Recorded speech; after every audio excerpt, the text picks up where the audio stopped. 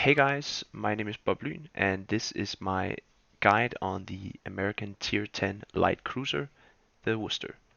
It features 12 152 auto cannons in 6 turrets with 2 barrels in each turret. The turrets reload in 4.66 seconds and they have a 5% fire chance. This ship is agile, it's actually semi-tanky, and it has the best AA in the game. It's my favorite ship because it requires skill and it also requires a lot of game sense. You have to support your ships. It's a support ship and it excels fighting with teammates, especially battleships. So let's take a look at the equipment and how I set up my Worcester.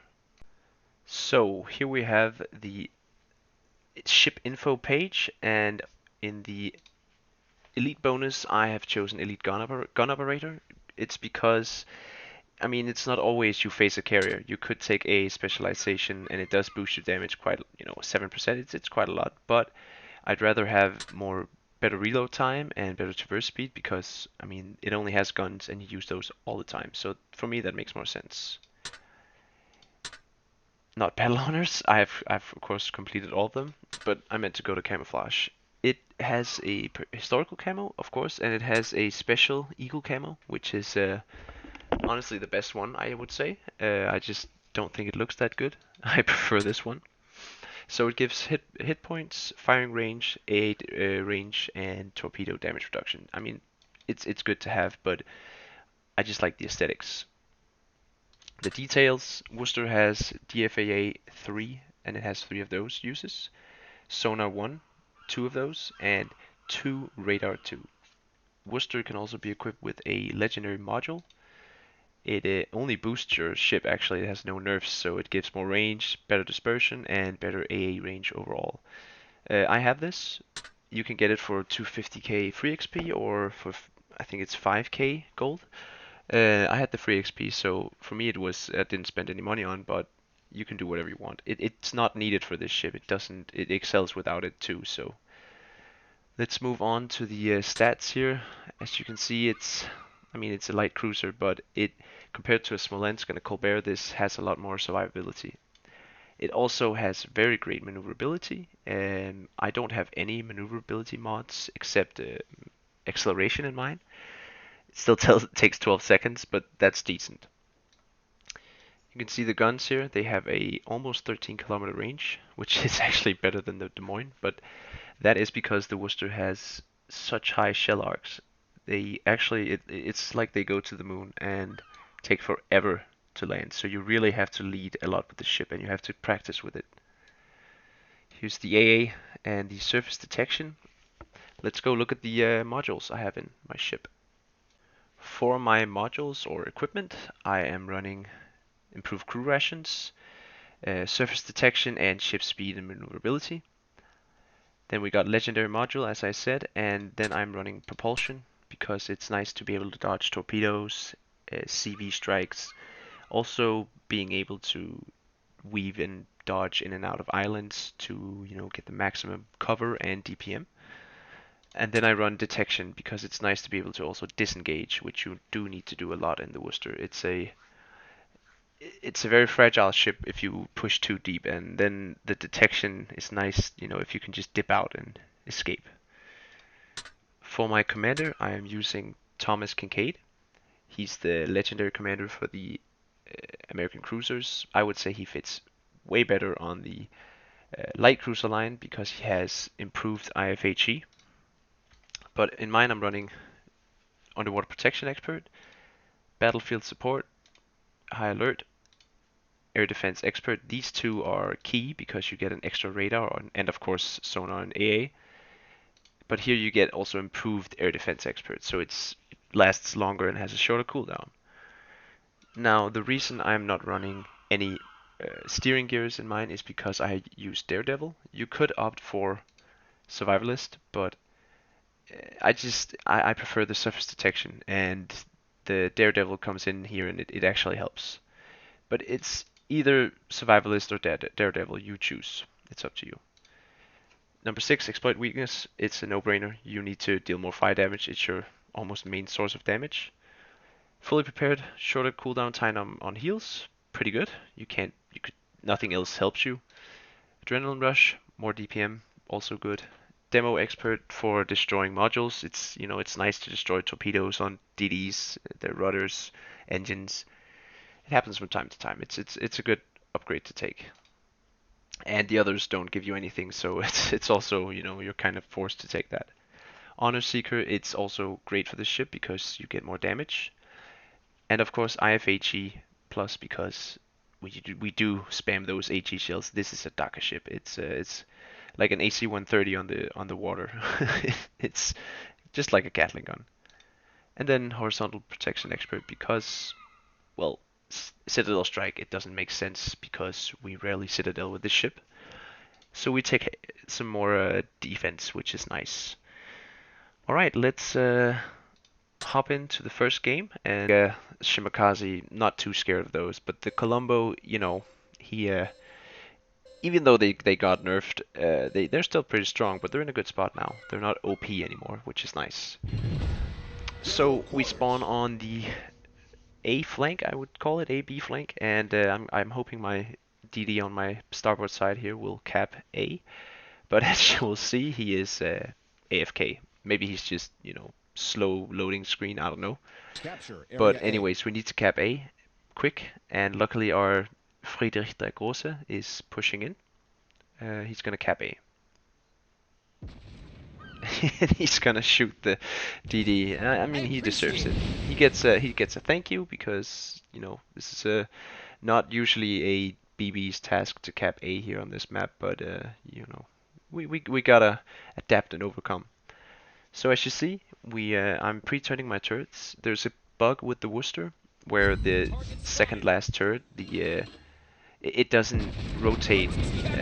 There's a specific spot you have to aim before this turret will rotate to.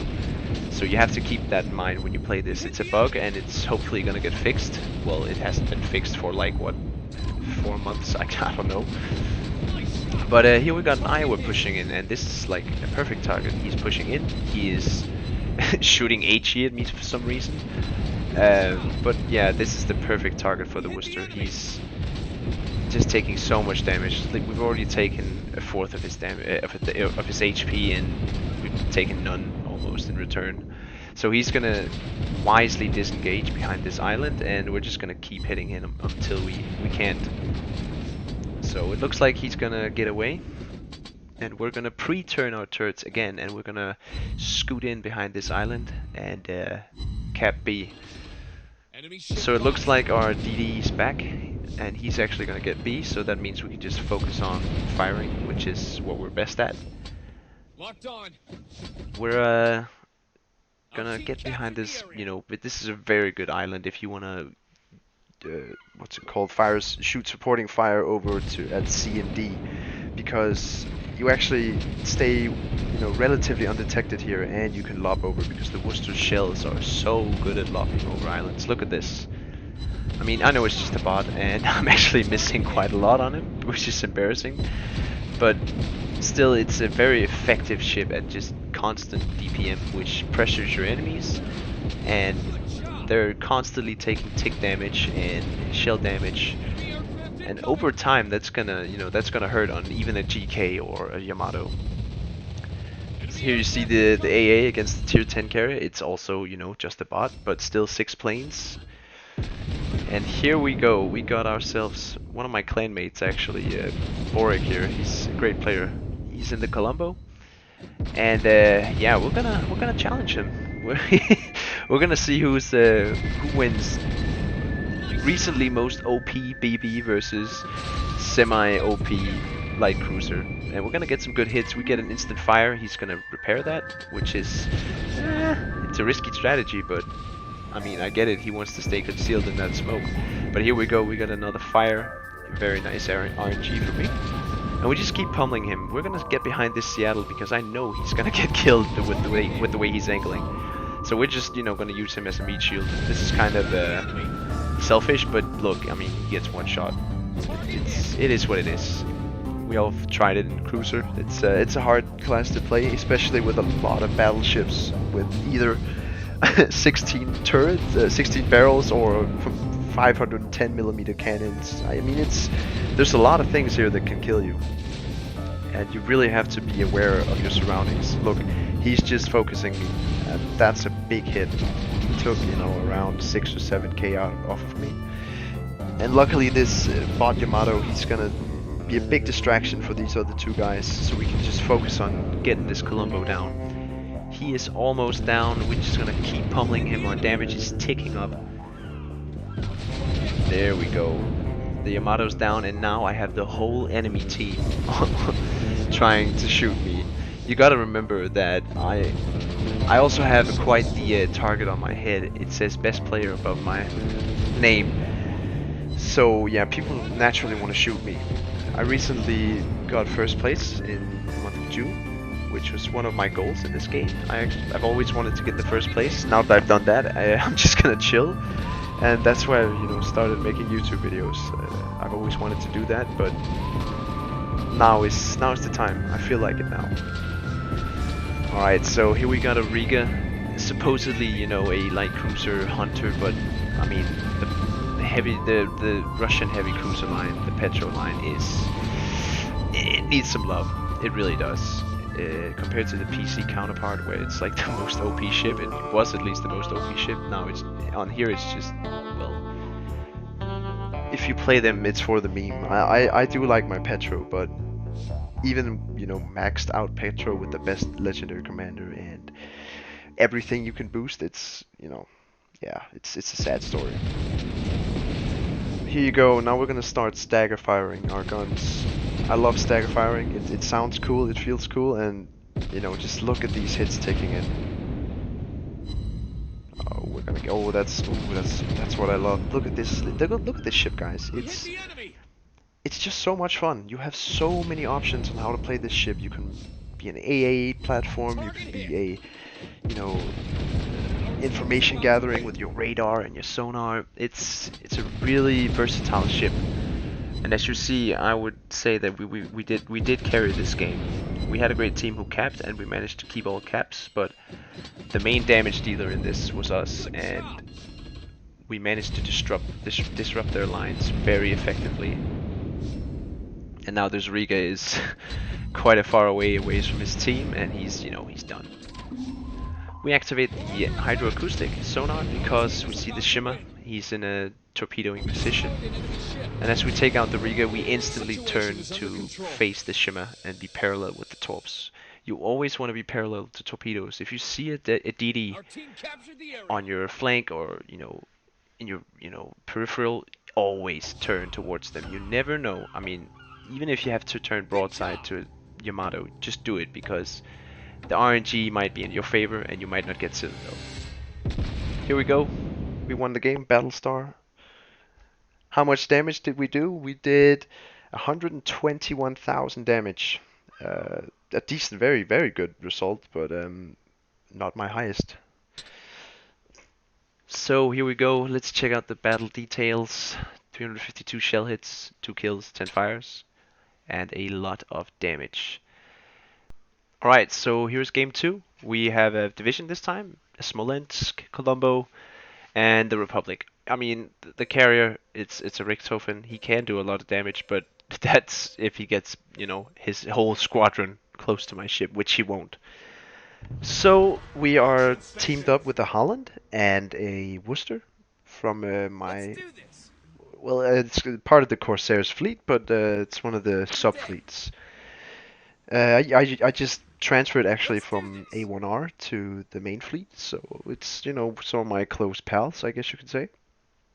It's nice to be playing with friends. That's always a good thing if you want to climb and improve your statistics and just overall the way you play. It's good to play with people. All right, so the Holland here, my Holland is gonna radar to see if there's any DDs. I mean, we have 3 radars here, so it's smart he uses it just in case there is a DD. The Benham gets spotted. That is one of the destroyers you wanna, be careful of. He's got a lot of torpedoes. And we see the bot as Sumo, so let's just, get him out of the way as quick as possible.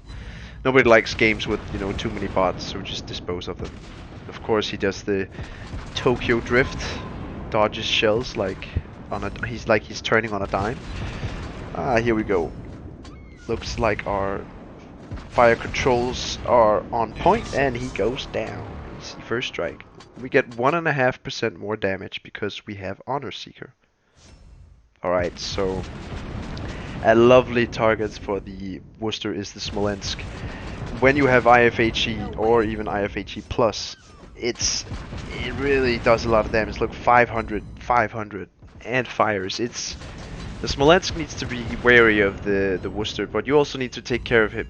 Be careful of him because he does have the higher DPM. We got some planes in our vicinity. We're just gonna activate our DFAA just in case, and this Yugumo is down. So you see, we look for opportunities to support our teammates, and here we're gonna get into a little bit of trouble because I'm gonna do this dumb thing here and turn a little bit broadside. Luckily, nobody punishes us too badly. It could have gone very bad. The Colombo has a spotter plane and can increase its range quite dramatically, actually. But luckily, nothing insane happened. We're gonna get some cover from our teammate here, and he's gonna activate the Hydro.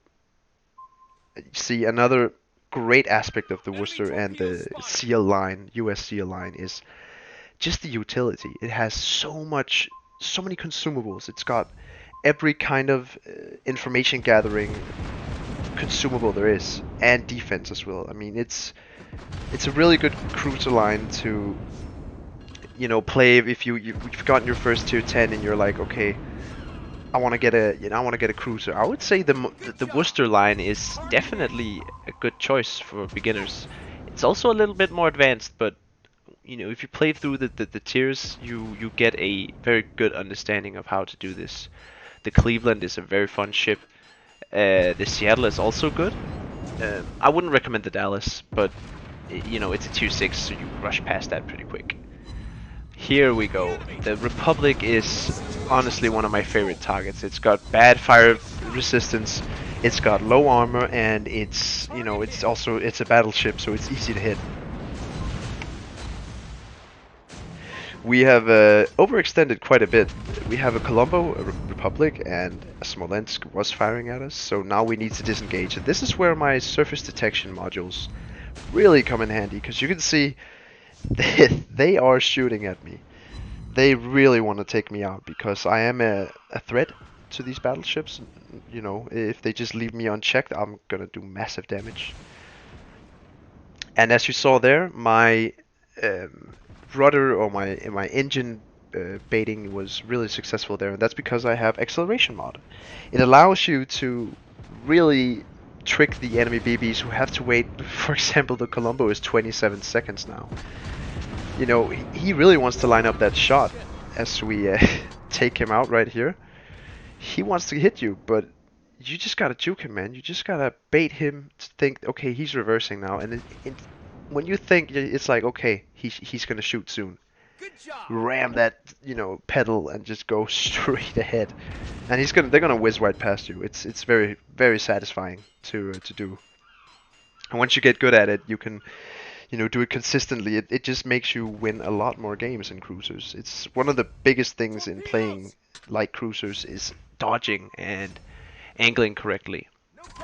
Here we got the Smolensk. He's in very deep. And here you're gonna see the AP demonstration. This was HE, now here comes the AP. This is, I mean, it's just bullying at this point. Look at this guy. Oh man, he knows he's doomed. Oh man, oh, ow, oof, oof, that hurts, oof. So as you can see, the AP is not bad. It just shreds him like a, hot knife through butter, and there we go. That is pretty much the end of the game. We got a DD left. He's, I think it's the Benson. No, Benson, Benham. And I'm quite sure my team is gonna take care of him. So at this point, it's just wait until the game ends. We did 54,000 damage. Not a big damage game, but it doesn't matter because in the end we did what the cruiser was made for. We supported our team. We laid down a lot of fire, and we secured the kills that were needed to be secured.